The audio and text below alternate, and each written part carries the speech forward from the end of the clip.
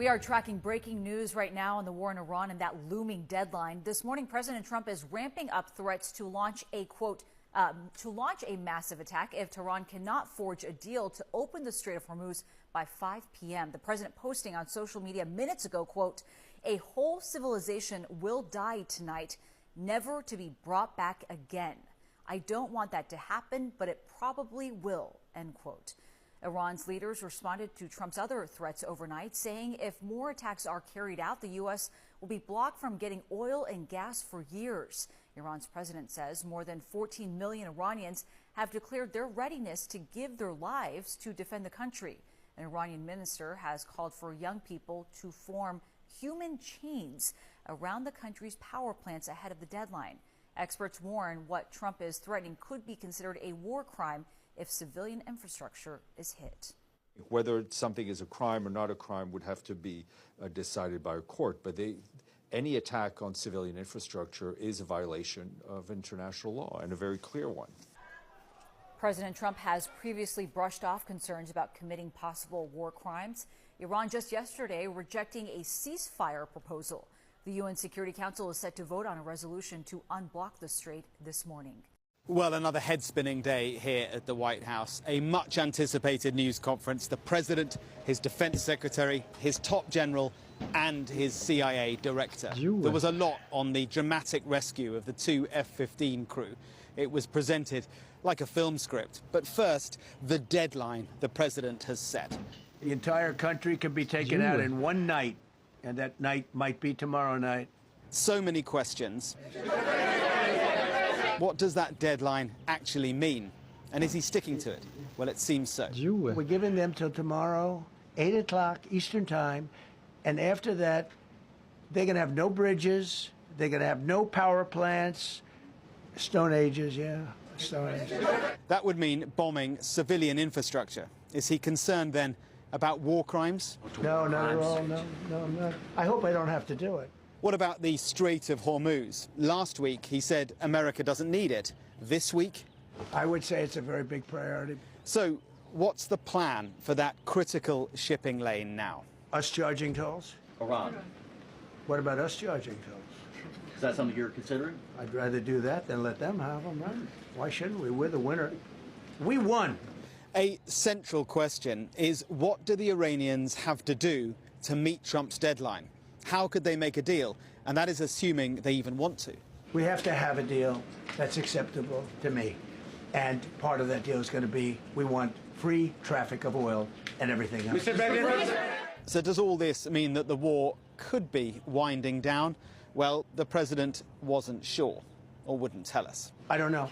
I can't tell. It depends what they do. This is a critical period. We also got detail of that extraordinary weekend rescue. He scaled cliff faces, bleeding rather profusely, treated his own wounds, and contacted American forces to transmit his location. The president framed it as a spectacular success, and it certainly was a success in that the crew and the rescue teams all made it out alive. But we did get hints of just how fraught and risky it was.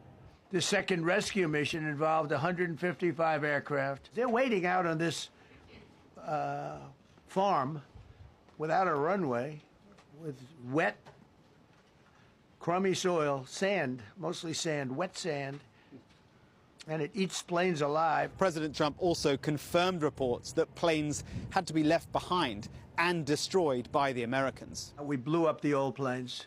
We blew them up to smithereens. The Defense Secretary, Pete Hegseth, has often framed this war in religious terms. And in this news conference on Easter Monday, it was the rescued pilot who, for Hegseth, took on the role of Easter's central character.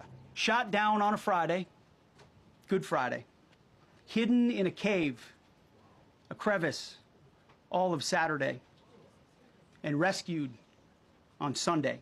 A pilot reborn. God is good.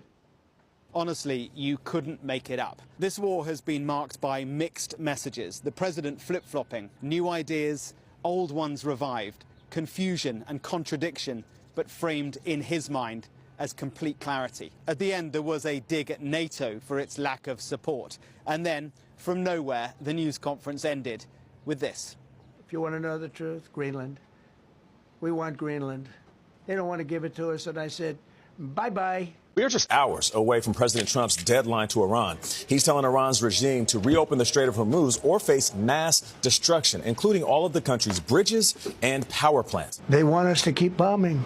As the clock ticks down to 8 p.m. Eastern Time, President Trump's threats are getting more specific. Every bridge in Iran will be decimated by 12 o'clock. Every power plant in Iran will be out of business, burning, exploding, and never to be used again. Trump was asked repeatedly Monday whether such attacks on civilian infrastructure would constitute a war crime. He insisted the Iranian people get it. They would be willing to suffer that in order to have freedom. The Iranians have, and we've had numerous intercepts. Please keep bombing. The war was also on his mind at the annual White House Easter egg roll. I don't think it gets much more hostile than Iran.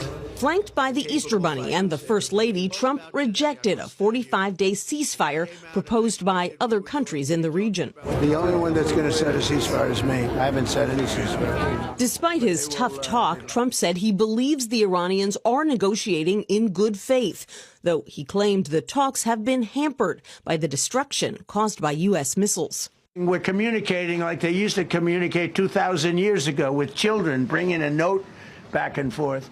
They have no communication.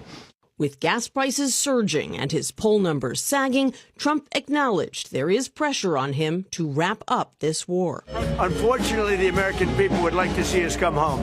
If it were up to me, I'd take the oil, I'd keep the oil, and would make plenty of money.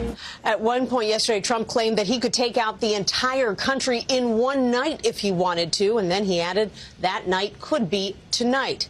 The president of Iran posted on X overnight, quote, over 14 million proud Iranians have, up until this moment, declared their readiness to sacrifice their lives in defense of Iran. I, too, have been, am, and will be a sacrifice for Iran.